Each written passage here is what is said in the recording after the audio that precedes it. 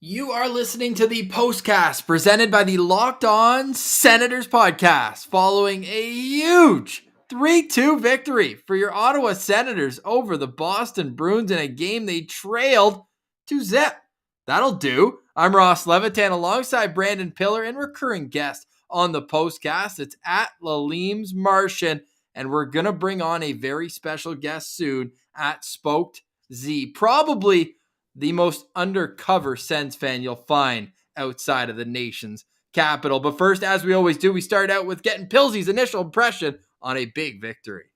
What an entertaining game. And I mean, this is a classic getting Sens. The Bruins were up 2-0. They outshoot the Sens big time. Yet the Ottawa Senators, they somehow end up with the win here with a great third period. And finally, the power play is clicking at a successful rate. And overall, that was what decided this game, is the Sens power play cashing in on both of the 5-on-3 power play opportunities. Like the 5-on-3, then it negates. 5-on-4, they get that as well. So you love to see that. Some momentum goals, Ross. Yes, certainly, especially after a momentum goal went the wrong way at the end of the first period. A goal we unfortunately called this morning on Locked On Senators, a first career goal for Classic. Jesper Froden.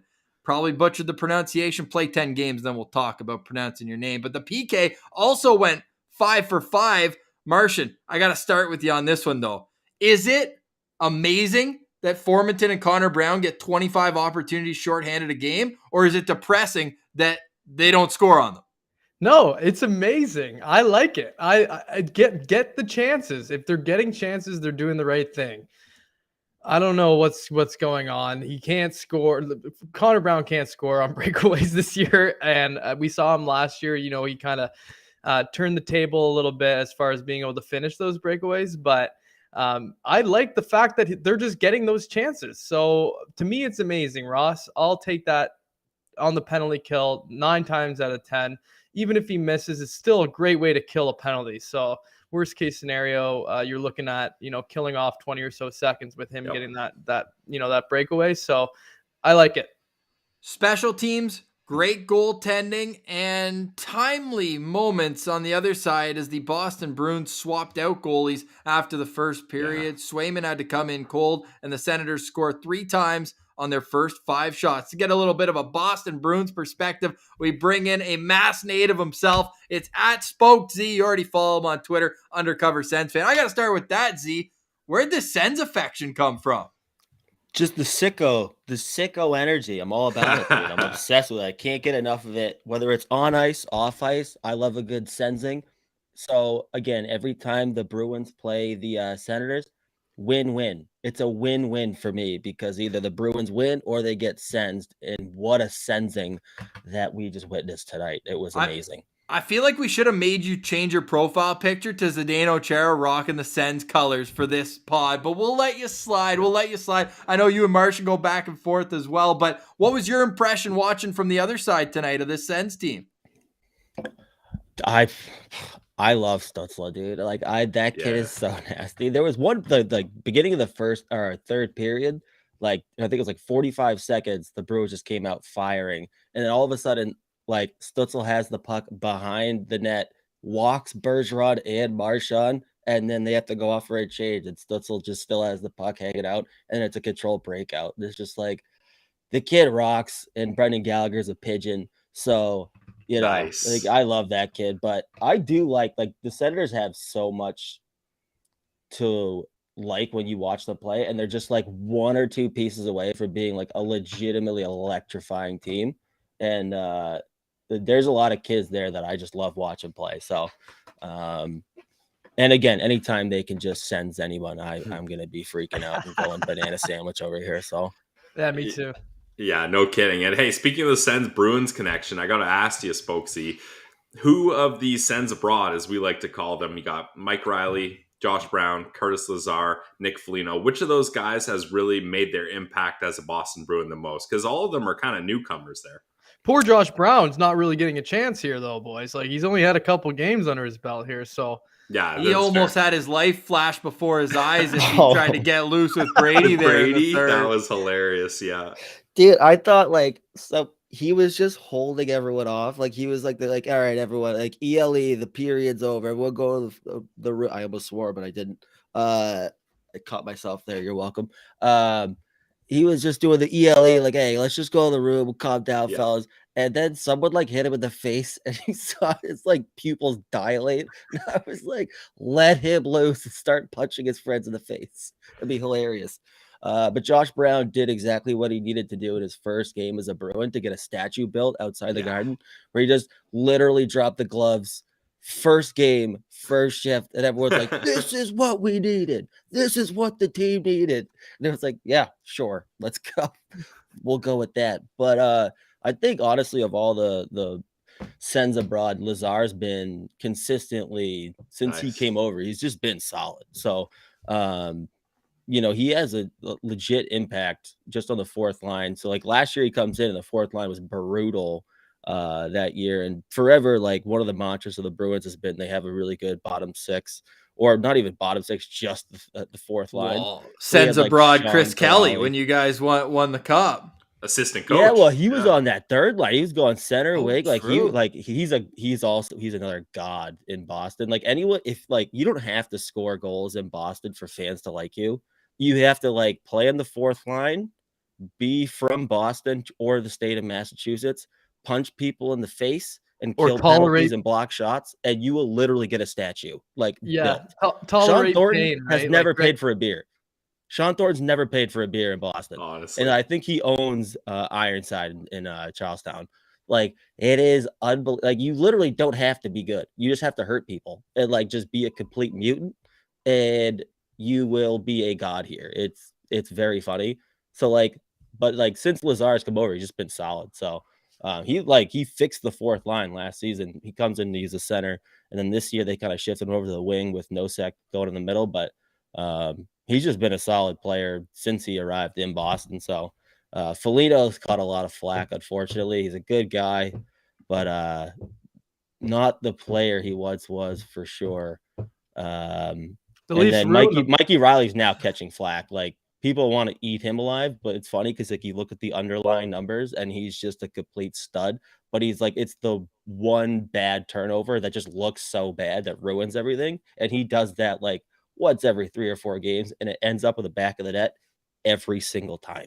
But yeah, Curtis Lazar's probably been the one guy that's stood out consistently and just been good since he got here.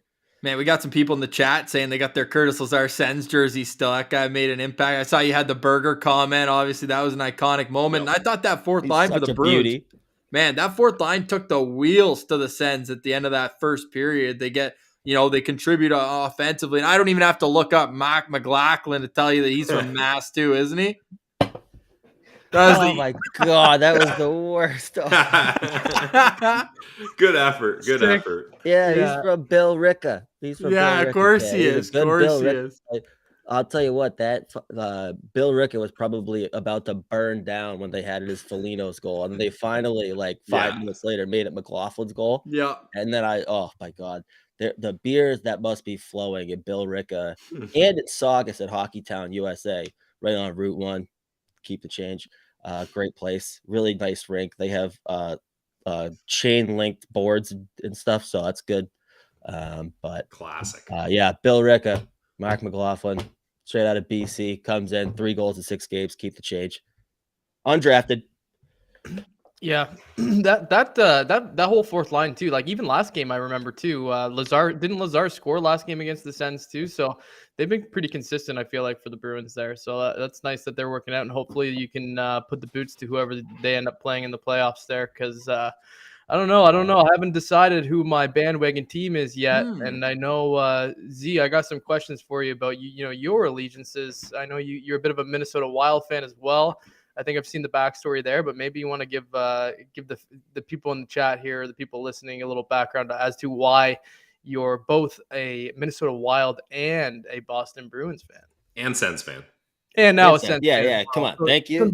Thank you, Pilsy. Why should I be a Bruins fan in the playoffs? That's why Pilsy's verified, by the way. He's right on it. He's just right on the money, kid. On the straight and narrow, this kid. Yeah, you can't sneak anything by this guy. No, you can't. But yeah, except so like, except the Tim Stützle comparable. I don't know if you heard that one, Pills. You want to let everyone know who you compared him to coming out of the draft? And don't ask him to speak French either, because that gets ugly as well. Oh boy. Yeah, I can't speak French. I don't. Do we have to get into this right now? I Well, mean, we're Tim talking Stützle to just hit Pilsy 50 about points. the Bruins No, game. I need We to don't know need to now. go back. We're already all off the the way rails. to Let's this. go. I did compare Tim Stützle to Derek Stepan once upon a time. But my point was, I think he's going to get 50-point seasons consistently. And Ross, Liam's Martian, did or did not Tim Stützle hit the 50-point mark tonight? So I Thank brought you. this up for a reason, Pilsy, because you're looking like a goddamn genius right now, and I think this might be the last time we're able to say it about Doesn't this happen take. often, yeah. Tim I don't know. Stützle, his rookie year, prorated, because 56 games, he was about 45 points, right? That's what Derek Stepan had as a rookie. What does Derek Stepan do in his second year? 51 points. So until Timmy gets two more, then I think you're going off the Well, rails. I wasn't with that saying their prediction. style was similar. I was saying I think he's going to be consistently in that point range. And so far, I'm doing all right. Oh, geez. All right. Should we? Or no, I need the backstory here from Z, and then we'll get into Yeah, our the Wild Sen Central fan story, standouts. yes. I also got to ask Z if he's seen the Athletic article or the follow from it. But we'll save that to the end of this show. What? Yeah, Wild and Bruins. I feel like that's two peas in a different pod. well, yeah, especially this season, they're killing me. They're just fighting the whole time, like from start to finish. Just because Frederick threw a nothing hit on Kaprizov, and then all of a sudden he's fighting. I was at that game. I sat in the You can't touch people seats. Kaprizov. No, you can. Well, and that's the thing. Like Minnesota's never had a guy like Kaprizov, so like I'm at that game, rich people seats. I'll never go back. It was cool, but like I'm never gonna sit there again. I need to be up in the nosebleeds with the good people, just throwing beers, watching the mayor of Section 307 at the Garden throw a bag of nickels at people. That was incredible. Whatever. I'll get off track if I keep going down. I don't even know what that means, but go on. I watched a human being, the mayor of 307, throw a bag of change at the back of a kid's head in the nosebleeds. Anyways, but yeah, the Minnesota Boston thing this season, it's been killing me because they hate each other, and I'll be honest, sometimes I hate both of them too, so it's fine. But so like when I started watching hockey when I was younger or whatever, right before the lockout, Brian Ralston was in the Bruins. And I think it was the year before the lockout, he set the franchise record for most short-handed goals in a season. I think he scored like 9, which was ridiculous. And then I just was obsessed with him because he would go on breakaways and just unleash clap bombs and score like once every 7 times, but he'd do it like 3 times a game. And I thought it was so funny. And then I started watching more than just the Bruins. So I was just looking for like big hockey markets and like games where the fans are just crazy. So like the second Ralston signed in Minnesota after the lockout, I started watching them, and then he did it to Luongo and like almost broke Luongo's ribs. I think it was a shootout, and he just like probably took 3 strides in for the blue line and just unleashes, and Luongo like eats it in the gut. It looks like, what the was that, dude? And I thought it was the funniest thing I'd ever seen in my life. But yeah, so anyways, Brian Ralston literally is the reason. And Minnesota's crazy hockey town. So that's why I started watching them then, and then it's just carried on. So and now it's paying off finally. So that's fair. nice I mean, yeah. as a goalie, and we're about to have a third connection to Ottawa this summer. Yes, we are. We got a Kevin lot Fiala. of people in the chat. What's your scouting report for the good people of Ottawa? Dude, he's literally exactly he like the fit is so good in Ottawa. Like, so Minnesota, they've had that like mantra forever before Kaprizov got there that they were like super boring, whatever. Other than Gabrick, they never had like any game breaker up front. And then Kevin Fiala, he was good in Nashville. He was fine in Nashville. Teammates hate him in Nashville because he is a cocky little bastard. Like, but it's funny in my head. But like apparently in Nashville, he was like, throw me, like, why am I not on first PP? Like, why am I not first? Like, what are we doing here? Like, I'm the best player of the team. Like, he was that cocky in Nashville, I guess. So like, which again in my head is very funny. But he gets traded to Minnesota. It's the classic like wake up call, I guess. And then he just took off. And finally, the year of the bubble, from like December until the shutdown. Like I think he was like 4th or 5th in the league in points and like single-handedly winning games. And like just an absolute game breaker. Like they'd have nothing going the whole game, then all of a sudden 10 minutes left, like Kevin Fiala goes, "Yeah, I think it's my time now." He would just go sicko mode and he would just like T-drag, snipe, like it's just what he does. He's legitimately a game breaker. And like when you have a game where it's just like a meat and potato, like you just can't get anything going, like dub or whatever. Like all of a sudden, Kevin Fiala kind of just decides to take the game over, and he is that good. And right now, he is absolutely in his prime. He's at a career year right now, and I'd like if Minnesota wants to keep him, they have to make like multiple trades because they have the buyouts coming with Parise and Suter. They combine for I think next season it's like 12.7 million in buyouts, Yeah, and then the next 2 years it's 14. And so I think going into the summer, they have 8 million in space, and Fiala could easily ask for 8. I think that's like too high. And I think he'd be willing to take less to stay in Minnesota. But like, if you can get him at like 6.5 or 7, like he's legit. And I Yeah. just don't see a world where Minnesota can keep him unless they move like Dumba, Kulikov, and like 2 or 3 forwards. So it's just not looking likely because Dumba's locked in for 1 more year at 6 million. So like whatever you think of him, it's cost certainty for another season. And he's got the A. So like, I don't know, but Kevin Fiala right now is in his prime. And if you strike now, like you're getting the best version of Kevin Fiala. And like you think about him playing with like Kachuk and Norris, like it's legit. Like he was put on this earth to tuck. Like it's just what he does. And he scored his first shorty of his career tonight. He's got 2.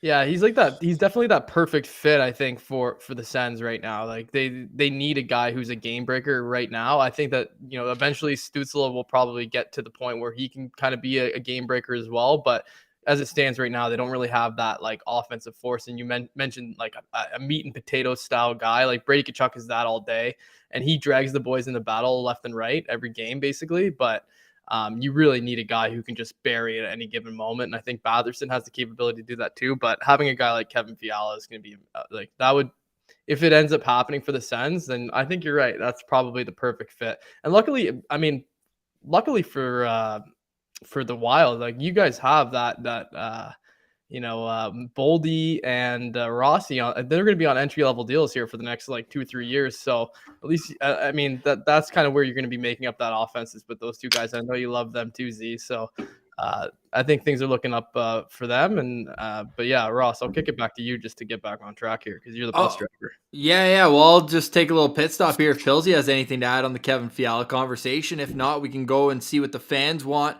The bike helmet, where they want it to go tonight, and then we'll discuss our Sen Central standouts before touching. I don't want to get too deep into it because we did all day today on Locked On Senators with the Athletic article about the life and times, the legacy, if you will, of Eugene Melnyk. But Pills, you got anything to add on Kevin Fiala?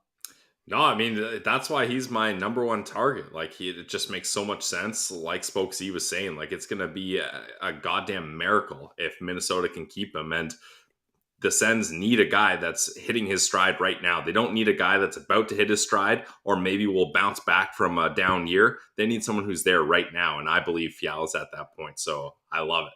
I think RFA is the way to go because obviously Ottawa, not the biggest UFA destination unless you're Claude Giroux, of course. But Z, what do you think on just talent? Without putting aside contract, all that, who's the better player, Fiala or Philip Forsberg? Oh, jeez. Because Forsberg's nasty too. Crazy that those guys are teammates, eh? Forsberg's ridiculous, and he's like he's UFA this year, isn't he? For so long too. I'd probably go Forsberg on this one. I'd probably have to go Forsberg on that one. Because I mean, like that kid, and he's a natural right shot, and like. Yeah. You think about it, he's been putting up 30, and then if he doesn't get hurt, he's on pace to hit 40 like every season on a team that this year now they finally have guys like Duchesne playing how he should be playing. Mm-hmm. Johansson's been better this season. Like they're finally scoring goals. But even when they weren't, and their power play was like 26th in the league somehow with Roman, like Roman, you could throw Roman Yossi out there by himself on a power play, and you should still be clicking at like 26% probably, because that guy's ridiculous. And for whatever reason, forever Nashville just couldn't do it. But Forsberg was still hitting like 35, flirting with 40 every year. So like, I just think probably Forsberg gives you more of a complete package, I guess. But at the same time, like they are very different players and like, more expensive, I think, too. Forsberg would be, right? 100%. Yeah, he's gonna get paid, and I like they've been talking about in Nashville like flirting with Yossi money. Like Yossi, no one's making more than Yossi, but like they're talking about Forsberg asking for 9. So at that point, like that's tough. That's a lot like of coin. that's a lot, like even like for anybody, like that's just, I don't know. But I guess like at the moment I'd probably say Forsberg, he's just done it every year. He's been a stud. So at the same time, like I Fiala on the Senators just makes so much sense, and I think it'd be unbelievable. And you think about it now, like Fiala's having a career year as center's Freddie Gaudreau. Like, I mean, put him with Tim Josh Norris. Stützle or Josh Put him with Norris. Stützle, Norris. Like, what's he gonna do? Like, you know what I mean? Yeah, I'm looking forward to that. Hopefully, trigger gets pulled. How about putting him with Claude Giroux, as we mentioned? We're gonna will that into existence. I need it with that black 2D jersey. Not tonight though. The Sens didn't need him. The Sens scored 3 goals in a 3-2 win. 3 goals consecutively in the second period in a span of less than 10 minutes. 2 came on the same power play. Yes, a 5-on-3 goes to a 5-on-4. Josh Norris gets his 33rd goal. Stützle gets his 18th goal. Timmy gets 2 assists as well. So both Norris and Stützle hit 50 points on the season for the first time in their young careers. But not only them, lots of great standouts tonight. I'm going to kick it over to Pilsy first here for your Sen Central standout. Well, I'm taking the low-hanging fruit if you're kicking it to me first, and that's got to be Tim Stützle. I mean, 3 points on the night, 5 shots on goal. He was absolutely buzzing. I know I'm usually the face-off guy, but we'll pretend I'm not the face-off guy tonight if I'm talking about Tim Stützle. Didn't exactly go his way in the dot, but other than that, I'm stoked he hit 50, and he continues his point streak. Like, you can't stop this guy in the second half of the season. He's been on an absolute tear. So, number 18, superstar. Martian? Oh, definitely not the referee who kicked the puck behind the net. Yeah, that was wild. I've never seen that before. That was hilarious. Like, for those of you who didn't see the game or just listening to this after the fact, Dylan Gambrell was chasing down a puck in the corner, and one of I think the Bruins forwards kind of reversed the puck to the defenseman behind the net, but the ref accidentally blocked it. And instead of just getting out of the way, he decided to kick it to where it was going to go anyways. And he kicked it right to the Bruins defenseman when Gambrell would have easily got to that puck and been on the forecheck. I've never seen that before, except for when I was in Timbits hockey, just as a little guy, and the guy just wanted to keep the play. When you were 10 years old, eh? Kicking the puck around, right, just to keep the flow of the game going. But I couldn't believe that. That was so crazy. When I was 10 years old, the refs used to kick the puck around. The reactions from the ref and Gambrell were unbelievable. Like, the ref literally kicked the puck and goes, Gambrell, like, stop you. Like, bro, he must have been just like, what the hell are you doing? Yeah, no doubt. I couldn't believe it. I could not believe it. Pilsy, I will say, tape to tape though. Tape to tape. What a pass! That was good. It was good. He caught him on the move there too. If I'm gonna, so let me just jump back. Martian, 2 seconds. I just want to say, Tim Stützle 50% on the face-off circle. If he didn't go up against Patrice Bergeron. Oh, okay. Bergeron went 4 for 4 against him as he does. Okay. Yeah, well, that's to be expected. You're not gonna win many against him. But to go the other way, segue here, the other captain on the other side had a great game as well. And that's our guy, Brady Tkachuk. 1 goal, 1 assist, and he was in the face of the Bruins all night on the forecheck.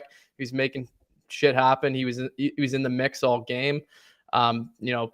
6 shots on goal, 3 hits. Like, the guy's an absolute animal out there, and that's what we call captain shit. And when he's doing that, the Sens usually win. So Brady Tkachuk, easy standout for me. Z, before I snap it over to you, I'll just say that we're up to 125 votes on who gets the bike helmet and glasses tonight, and we have 3 votes for Brady Tkachuk, your standout. 3 out of 126 votes are for Brady Tkachuk, while 33% of the votes have gone to Anton Forsberg and 65% to Timmy Superstar. But Z, you already mentioned Timmy earlier. Was there another Senator that stood out for you in this game? I know you'll probably love that play by Parker Kelly, just going bang, hammer right in front of the bench. God, dude, he obliterated Taylor Hall. Like, what a hit, right? Like, oh, it was. He's not a big guy either. He's a small little guy. He throws the body What a like heart, a little though. bowling ball. He's Marchand without hands. I can't like him though, because I grew up around here with a kid named Parker Kelly, and he was a huge douche. So That's fair. I can't like him, but that was a great hit. But in my head, he's probably a douche just because his name's Parker Kelly. And I apologize for that, Parker. I'm sure you're probably a good guy, but like the only other Parker Kelly I know is an ass. Didn't say. Oh, you can. No, ass is good. No. But like on TV, for whatever reason, you can say ass, but they block out hole. So really? Very there. I don't know if the rules are different up north, but so I'm not getting the beep from TV because this is on TV, right? Always, buddy. Some people. Well, I already mentioned, and you took Stützle because I thought Stützle. We should have let you go first, honestly. We really should have. Yeah, I should have gone for hosting. No, but I'll take Forsberg though. Like there were a ton of unbelievable chances in the third period for Boston, and I mean he just ate pucks. Like it wasn't like he was making saves and then having to go right to left to right to get he was swallowing pucks. So like I would go for Forsberg since you already took Stützle, but how many saves did he make tonight? 40. How many shots did they have? Like 40? Yeah. So he's improved, and my number This is, by the way, that's textbook Boston hockey. By the way, they outshoot the other team I think this is probably the 25th game that they've had 45 or 40 shots. Yeah, I believe it. And lost. Oh yeah, they will consistently outshoot teams by 15, but it's mostly because a lot of their shots are coming from low danger areas or whatever. Yeah. They like to fire it from the point, eh? They get everything through from the point, I find. They like that. I think that's a great strategy, though. Obviously, the rebounds are going to be there. Their problem is a lot of nights they just can't get inside. So, they'll outshoot teams. So if you look at Corsi and Fenwick or whatever, it's 60, 65%. Yeah. And then you look at the high danger, and it's right around 50. It's just they do struggle to get inside. You look at their deadline moves, and this was the first season in a long time the Bruins were they're always in on guys at the deadline. They're always in and never get the guy, but this season they did great. They were pushing. Lindholm was just the start. They wanted a package deal with Lindholm and Raquel. I'm kind of glad they didn't get Raquel because I don't know much about him. He was nasty for a long time, but he's the textbook guy. He's a really good finisher if you have a playmaking wing or center playing with him. But I don't know. He wouldn't really have moved the needle a whole lot for me in the first place. But he's been Penguins okay. Paid a big price to get him, so I don't know if the Bruins would have been. So that was the thing.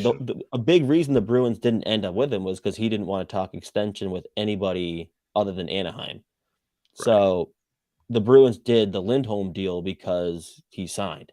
So I guess according to the people that I was talking to, they were very much, and Raquel would have gone, but he didn't want to talk extension. So the Bruins we can't just add more. But he's the textbook complimentary piece, and at that point, do you really want to pay even more picks than they already had given up for just Lindholm? So I don't know. He didn't really move the needle, but they were in on guys like Garland. They offered more than Florida Garland did would for have fit Giroux. so good in Boston. Oh my God, you I mean, guys would he's have loved from him. here again. Shocker. Yeah, that's a big From one. here, Yeah. he could score 0 goals, 0 assists. He'd be Yeah. -87 in 4 games. But he's from Massachusetts. He's from Situate, Mass. So he's a god no matter what. And he's like 5'2", so everyone would love him. And Are you telling me Josh Brown's not your guy? Wasn't their guy? Josh Brown I wasn't think their he's the number one funniest. He's already like top 10 funniest players in the league for me. He's just like dude. The puck hits his tape,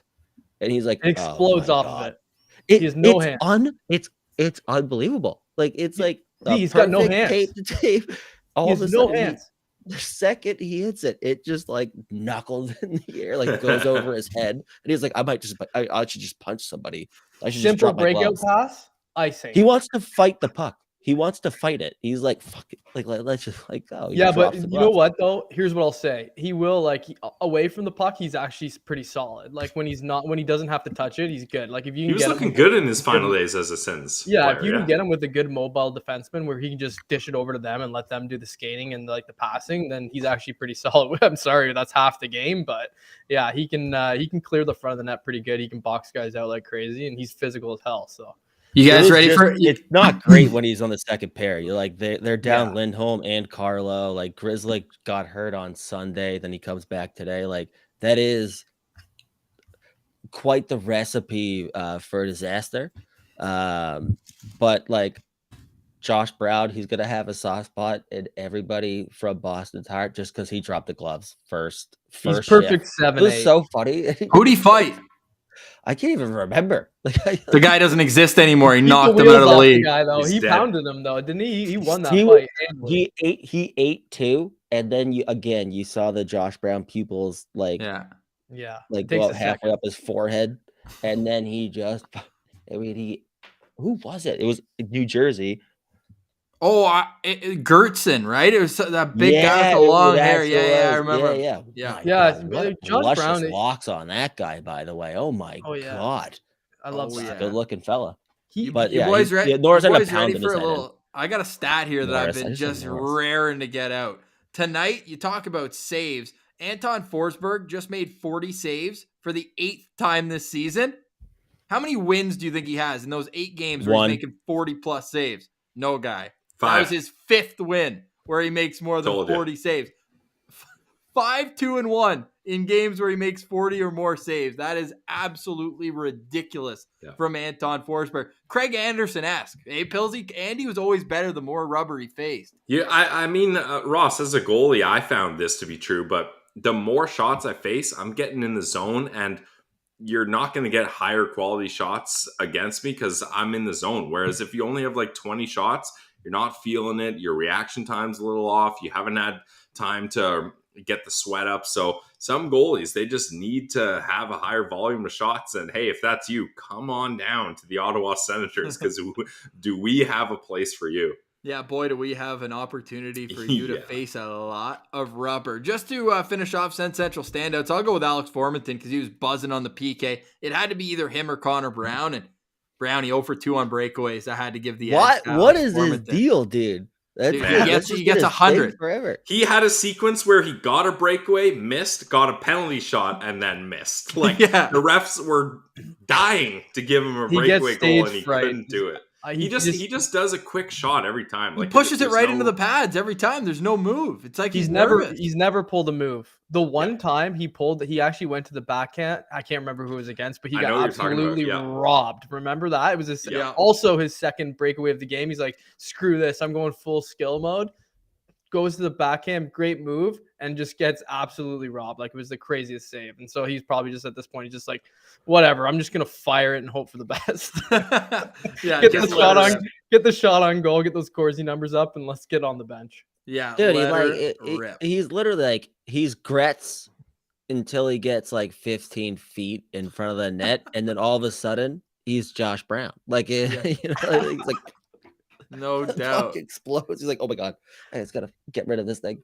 Who put this on my cake? To Brown real quick. You never go gets to Brown. How many goals would the Sens have won by tonight if the greatest ever lace him up was in the lineup? Dude, they would have won by 12. I mean, that's an easy 12 piece. You know, like at least a 10 piece nugget plus like half a 4-piece Happy Meal. But like, Yeah. I was very disappointed in that. I mean, he's the greatest player to ever live. Yeah, it was a That greasy guy. hit that knocked him out too. It sucked to see. It was Yeah, that was brutal, eh? Lindstrom. Yeah, Lindstrom, Lindstrom. You can't, anyone who calls that guy Lindstrom, I mean, that's a tough name to have playing for the Red Wings. I got to say, tough shoes to fill. You're born to be a coward in that case. I love it. Yeah. I love it. Brutal, dude. Martian, we haven't gotten your takes since the article came out today. What'd you think of all the discourse going down online? We're going to get into this? Yeah, just a little bit. I need your opinion on it because I've said mine too often. Yeah, here's what I'll say. My initial reaction was, "Oh, this is weird timing for this to come out," and I knew that it was coming. We all kind of heard the whispers of it. We knew it was coming. There's been a lot of research going on, but the timing to me wasn't like the most kosher timing. But what I will say is that it was going to happen eventually. I would Pilsy, we said it in our group chat. Like I probably would have preferred if that came out in the off season, just because I think he would have caught, Ian and that gang would have caught less flack just for the timing of it. Because I mean, let's be real here, just for a quick second. Like a guy died, and he's already, his character is getting completely smashed into the ground, which rightfully so, because some of the stuff that came out in that article was absolutely outlandish. And for someone like me who works for a great company that I work for in Ottawa, here is a great startup where the workplace culture is nothing but like safe and fun, and everybody has their own opinions, and you can say what you feel, and you know that nobody's going to lash out at you in the workplace, or you're not going to see any repercussions from that. To have a workplace environment where you feel completely unsafe and you feel like you can't say what you're really feeling because you feel like you're going to lose your job or whatever it is like that. That's just totally. And I'm taking one of the F-bombs here. Sorry, buddy. That's fucked up. Like you can't have that in a workplace, and that completely, cascades down through the entire organization from the top down. And it even overflows into the hockey side of things, where the Senators brand itself is being completely affected by everything that has happened and it is happening internally. So I'm happy now that it's out. I'm happy that we can finally, everybody's known, nobody's surprised. I don't know about you guys. I was expecting this. We know that he wasn't always, Eugene wasn't always the or sorry, Pilsy, Mr. Melnick wasn't always the, the most PC of people. But now that I think that some of this stuff has come out, I think we can turn the page on it and look forward to a less toxic future in the organization. And yes, 17 days after he died, and it's like a 10,000 word piece on the Athletic. Z, I don't know if you had a chance to read it, not to put you on the spot or anything, but you know what we're talking about at all? Yeah, I haven't actually had a chance to read it like in depth, but like I was seeing a lot of mixed reactions to it. I saw who wrote it, and I immediately was like, "Oh, this is gonna be like deep." Yeah, when his case, yeah, I was like, "Oh, here." Yeah. Well, and I knew they would just be carving him. So like in my head, I was like, "Man, this feels weirdly soon. Like if this is how this article is gonna go." And I don't know, man. Like the timing, it just is weird. Like it's just weird to me. Like I don't know why you'd want to do that now. It feels dirty, right? It felt dirty, but like in the same time, like some of the stuff that whatever they called out, it was like, all right. Like, did you see he was chirping Bergeron? That's a part of the article, yeah. Yeah, that was giving him the golf swing after the game. You can't do that in Boston. First of all, that's the most disrespectful thing a human also a bit of a sensing. Done. Also a bit of a sensing. Sends the shit out of him. Outrageously funny. Outrageously funny. And you know how I feel about Patrice Bergeron. The fact that he was that mad today after that penalty call. I've never seen him do that in my life. I've never seen that before. I couldn't believe it. Yeah, he was so mad. I'm not kidding, Pilsy. I audibly gasped. I went, yeah. I almost dropped everything. I drop everything just naturally because That's just my hands. But I was like, oh my god, thank God I wasn't holding anything. But anyways, that part of the article, I was upset, but also like, such a Sens job. It's incredible. So Yeah. I can't help but respect it. But it was just the timing, if anything. Like, I feel like a lot of people who aren't familiar with the Sens were still like, you've heard, like, if you're following hockey, like, you'd know some of the stories about Melnick, and it just felt weird. Like, it just felt I saw I didn't even know that the article came out until later on, like, probably actually, I guess it was after I finished work today, just because the work's been insane, so I don't even have a chance to be an idiot. I gotta get unemployed again. I have no time to be a moron during the day on social media anymore, and I don't like that. I Just do prefer it while to you're at work, just like be an idiot. Like, I tried to today, and then all the phone's just going off, and oh my god. But It's embarrassing. so I literally was driving. Actually, no, I wasn't driving. Look at my phone. I was not doing that. But I saw the article came out. I saw who wrote it. I was like, oh, come on. Like, now. Like, really? You can't, like, this couldn't, like, I don't know. It just felt weird. But I haven't really. I saw some of the stuff that was said, and that was what kind of pissed me off. It was just like, I know, like, this is kind of the angle that you take with a lot of hockey stories, but like, really, like, you gotta do this like right now. Like, it's still a fresh wound. Like, you gotta go digging deeper at this point. And it's crazy that, whatever it was, these 17 days. Yeah. And you have like a 5,000 word article ready to go. Like, Oh yeah. what have you had that in the chamber? You know what I mean? It feels like way less than that, right? Like, it feels like it's been less than 17 days. Like, that could have been the fastest 17 days of my life right there. Oh yeah. Well, I mean, we heard in 2018, like when the whole I think that's important to Karlsson point thing. out too. This wasn't like something they just like wrote up quickly. It's something that had been in the works for like 4 years now. Yeah. But the timing, timing sucks, but it's always darkest before dawn, and I don't think you can really heal until everything starts coming out to fruition. And one of the lines that really stuck with me, and maybe this is unfair, but maybe it's not. I obviously thought the latter, because I'm going to say it on air here, is that you're always going to be remembered by the way you lived when you're gone. And of course, you can put a tribute out. You can be nice right after someone's death. We put out a tribute, all positive, or most. We tried our best. But at the end of the day, the way you treat people is how they're going to remember you. Yeah. And I think that comes through in this article, because there was some good, like, he got that guy out of Ukraine right before the war started, just wired him a ton of money. He's like, get out, get your family out. Like, he was a complex individual, far from perfect. And for more, you can go back and listen to today's episode of Locked On Senators. You can read the article as well. We're going to wrap up this game, but first, I want to play a quick clip from our interview tomorrow with Craig Button, because this guy is just hilarious, loves chirping me, can't help himself. But we've also got him explaining how he puts together his top prospect list. I just wanted to say, and I think it's important, people ask me this about, like, well, how do you do this list? How do you put this together? I don't wake up on a Tuesday and go, oh, I should put prospect. I am doing this all the time, all the way through the year. I am not doing it. They had a good NCAA tournament. They had a good Memorial Cup. They were great at the World Junior. It's a continuous process of evaluation. How are players developing? How are players getting better? And, and looking at that over periods of time. And you always look at it over those periods of time. You don't just look at it in a snapshot and just say, okay, this is what they are. They played good, or why isn't that? And, I'm not trying to do 600 players. I do 50. I do top 10 for the Canadian teams. And it's no different than when I was a director of player personnel running scouting, right? That's your job, is to know those players. That's my job at TSN.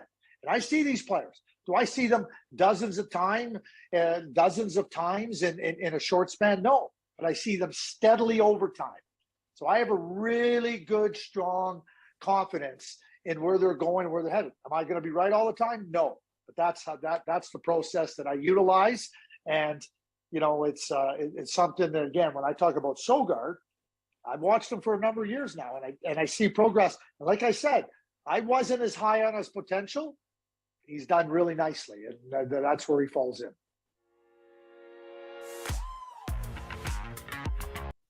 Very nice words from Craig Button, a guy who notoriously hates goalies and hates me. He's really nice to Pilsy, though. Pilsy, you want to tee up that interview a little bit more for the people? Yeah, I mean, Craig Button put out his list of top 10 prospects on each Canadian team. Naturally, he did one for the Senators, and we got to get mad at a list, but we also gave Craig a chance to explain his list, and we got into a couple different comparables, where the Sens are in their rebuild, and classic Craig Button. We asked 3 questions, Ross, and we got 20 minutes out of him. So I know that was tough. That was tough. He got a call right before we interviewed him, and he said that he only had 15 minutes. I was like, great, I have 2 questions to ask you. Yeah. And I always, little hint, pump Craig Button's tires right off the bat, and he gets rolling. He absolutely loves it. I said he's the best dressed at TSN, and he was money the rest of the interview. He goes, everyone always tells me I'm an idiot, so when you guys pump my tires, I love that. You called him best dressed, but meanwhile he's back there looking like his wallpaper. I know. That was all time. That was all time. You still give him the compliment, though. It's a vet move, Ross. A vet move. Vet move. Usually our second vet move. See, I know you can use this going forward too. When you're interviewing someone, we got two people. Pilsy will go last question, and then I go last question because we each got asked one. But you tee them up so they're thinking it's almost done. Like, all right, I'll give one more great answer, and you go from there. So that's solid. A lot of people were wondering why Shane Pinto was omitted from his top 10 prospects. So we asked him where he would slot Shane Pinto in another undercover play there. So unreal. And it's time for the Sens to refresh their draft stock. Lots of 3rd, 4th, and 5th rounders coming up here. Final thoughts tonight. Z, what do you have from tonight's game? I mean, exactly what we expected. Just a good, fresh sensing. The Bruins have been playing absolutely terrible. Part of that, you might say not having David Pastrnak, Brandon Carlo, and Hampus Lindholm would be a recipe for disaster. Hey, we didn't have Shabbat, Matt Murray, Matthew Joseph. Same so fair is fair. Fair is fair. It's exactly what I needed. Yeah. This is again, I can't emphasize this enough. It was a win-win for me because, hey, Bruins didn't win, but it was a beautiful sensing. I'm glad you appreciate Sens are outshot, and they still win. The Bruins get 5 power plays, don't even sniff a goal. They're 0 for, I think, 22 now in their last 22 power plays. But they just got said so hard. It was so beautiful. You've been waiting for this, right? You've been waiting to get that. You wanted it. You've been asking. Is this your first sensing? Second, your first sensing was when Shabbat came back, had 3 points against Minnesota earlier this year. That was a good sensing too, actually. That was an unbelievable sensing. I'm always down for a good Minnesota sensing as well at one point. That's what I said. That's what I said. Sorry. Yeah, my bad. That was the hour-long postcast where we had a mutual friend. Our boy from Locked On Wild was on there too. Seth, what a beauty that guy is. Sure. Dude, he gets waffled. Oh my God, dude. You should have him on after he's had about 9 beers, dude. He's a new hockey fan, eh? Did you? Yeah, he is. That's crazy. Such a beauty. He is. I would love to get down there. We should all try to get together and do a game together. It would be hilarious, I think. Why don't we make it the same trip? Minnesota would be a great place to go. Hockey. Yeah. You know what? That's a drive for me, by the way, up in the Peg, but it's also about a 3.5 hour drive from the Ralph. So if we can time it properly. Ralph, that would be filthy. Dude, there's a Boston kid, Judd Caulfield, I think it is. No, he's Pittsburgh, but there's a Boston guy on North Dakota right now too. Small. I don't know if he's coming back next year, but that barn is unreal. Dude, when the other team gets a penalty, the student section's right behind the penalty box. They point at the player and then point at the box and say, "You sit, you sit." It's unreal, intimidating. It's the one redeeming part of North Dakota. I believe it. Yeah, there's literally Chick-fil-A too there, buddy. There's nothing. Well, and they got North Dakota State football, which apparently is cool. I kind of love that though. Have you guys ever seen that Netflix documentary where it's Last Chance U, where there's nothing? Oh my God, dude. Out of nowhere, there's this beautiful, millions and millions of dollars stadium, state of the art beauty, America, in the middle of a ghost town. Dude, I don't think you understand like that show because they're like Life-changing? JUCOs, which aren't like real colleges, No, and they get it's a they get D1 documentary talent. with psychotic coaches and a bunch of like either ex D1 players or like guys who would go like top 10 in an NFL draft, but have so many behavior issues Yeah, that they can't get into college. that's what makes it so great. And It's such a fun But show. they're all right in the middle of nowhere. Like there's Nothing to no do. grass in the town. And then all of a sudden you go to the football field and it's like a $50 million facility. That show is unbelievable. There's this Classic. coach was this white dude from Compton, and he's the worst human being on the planet.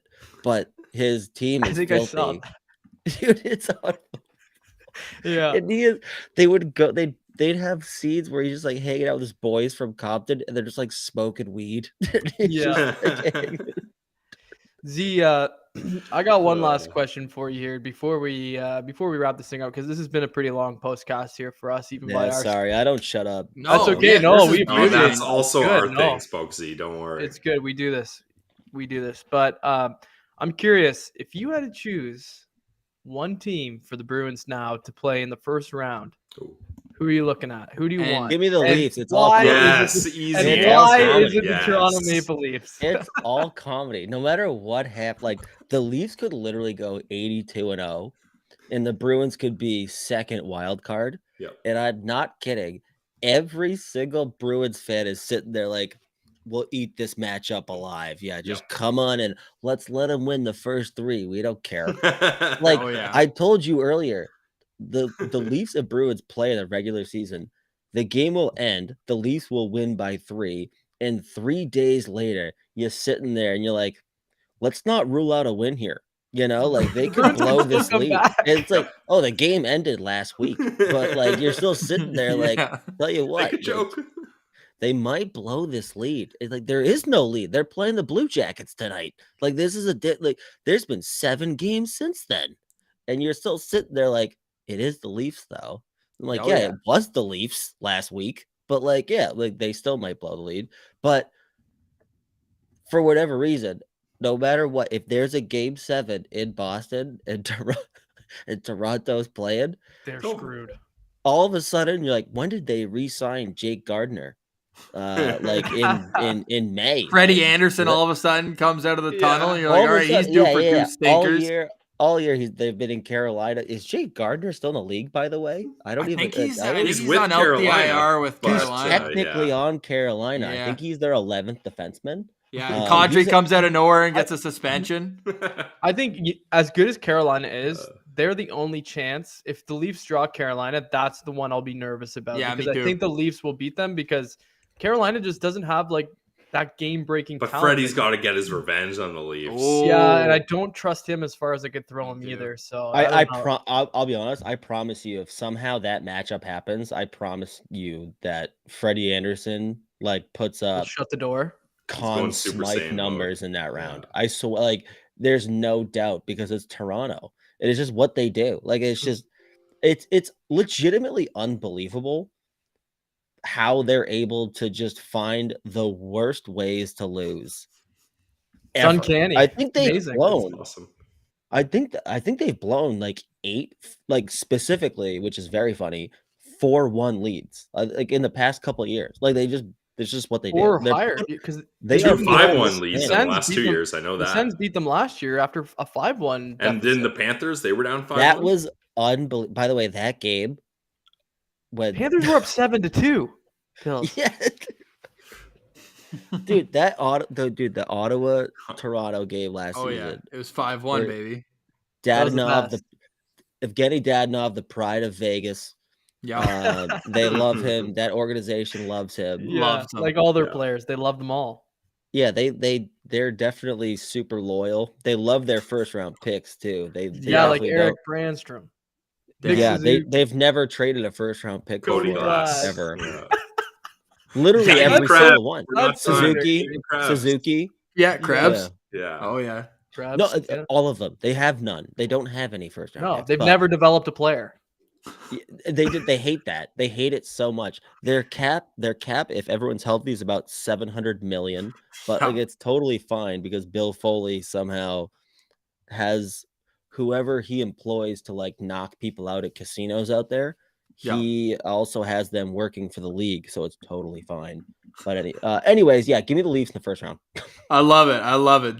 That's a guaranteed way to get the boys on the Sens abroad. What a wagon, loser franchise! the bandwagon. What a loser 100%. franchise. Oh my god! Look up. Hey, you want fun? Go look up how much it is to sit in the worst seat possible at a regular season game in like November in Toronto. Oh, we you know. Pay like $700 US.